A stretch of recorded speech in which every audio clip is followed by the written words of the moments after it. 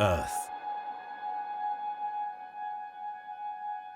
12,000 years ago, nearly all life on the surface of the planet went extinct, thanks to the combination of rising sea levels, volcanic eruptions, and many other natural disasters ignored by mankind, who had fallen off the deep end in their endless war against each other. But let's not forget that during the last massive extinction event previous to this one, some of the animals and plants that were already there managed to survive. Most of which being those that once wandered the seas, or had sedentary lives down in the bottom of the ocean.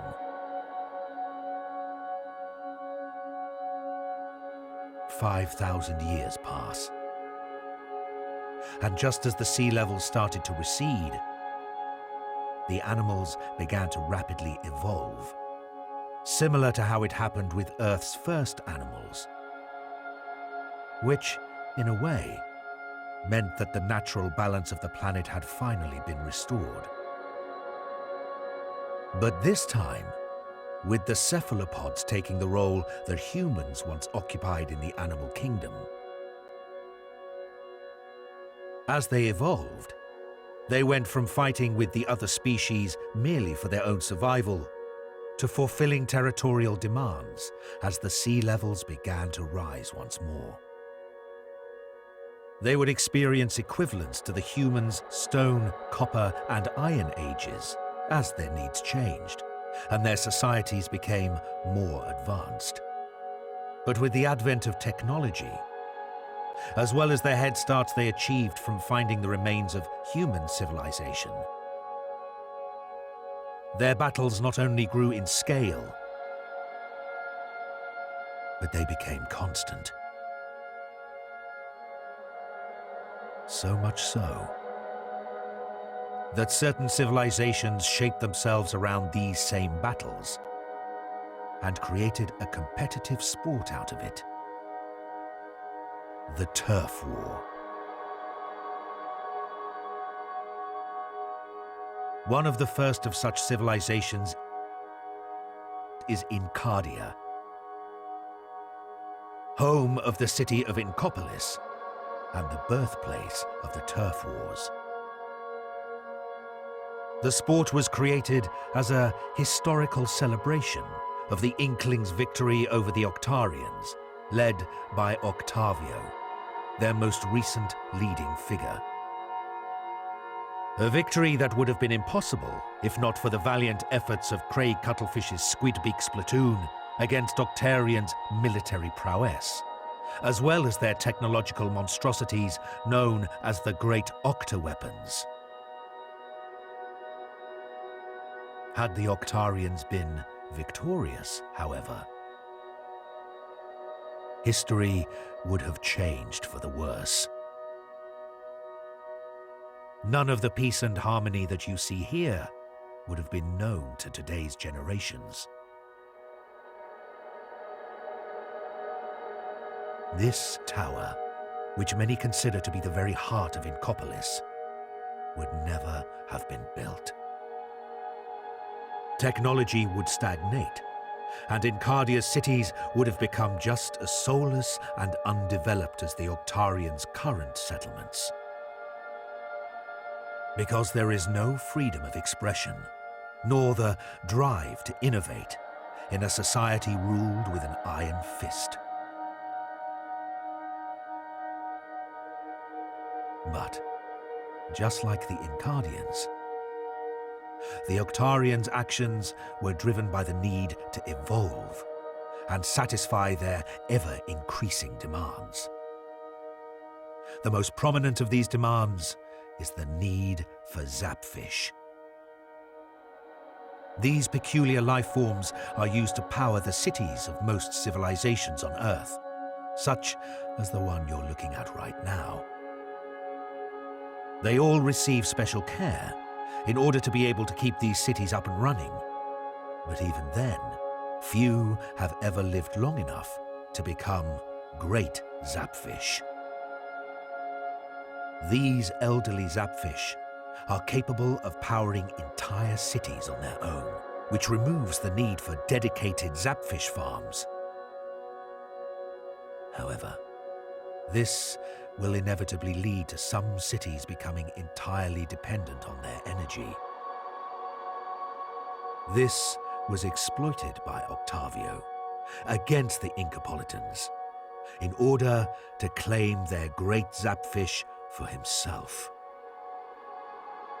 Seeking revenge for his defeat over 100 years ago, he would set out to settle the score with his arch-nemesis, Craig Cuttlefish, before going after the rest of Encardia. But the captain, along with his granddaughters, would make sure that history repeated itself over and over and over again. The trio, also known as the new Squid Beak Splatoon, would soon become the unsung heroes of Encardia, and then the world. With every threat they faced, the team only kept growing, both in members and influence. From the very first plot against the Zapfish, an attempt to tear the group apart by turning their first member against them, a remnant of human civilization attempting to reshape the Earth into a twisted imitation of itself, and a vengeful attempt to bring back mammals from extinction by their ending. It is thanks to these heroes that Earth perseveres in this post-mammal era, where battling for fun and the dominance of fashion trends is the norm.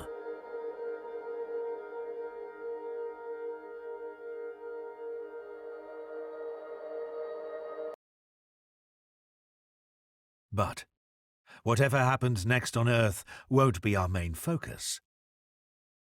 After all, you didn't come here just to see a recap of this planet's history.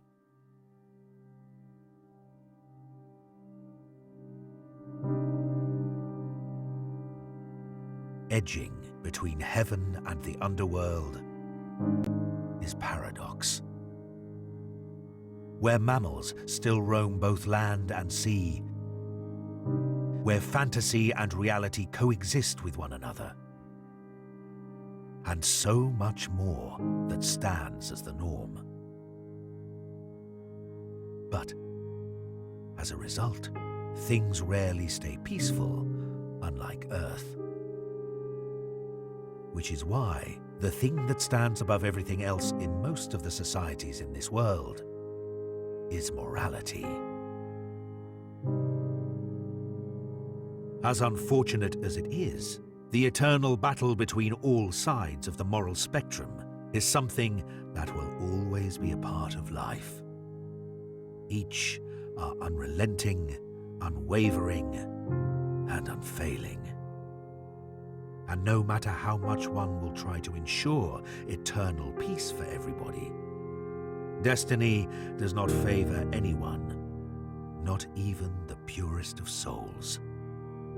But despite these odds, there will always be individuals who will strive to change things, either for the better or for worse. Those who stand out as being noble and heroic will have my approval, as long as they can preserve their virtues. Those who edge between good and evil through their methods is a matter I shall leave up to those who strive for the betterment of others, or those close to their heart, to encourage them to make the right decisions in life. But as for those that are foul, it is a hero's responsibility to stop them from threatening the lives of the innocent and in the most extreme of cases, the entirety of Paradox. But, as you may know, not all of them will live to see the results of their endeavors. Which is why it's good to have someone that can carry on your legacy, as well as to inspire others to follow your example. And most importantly, to fulfill your destiny.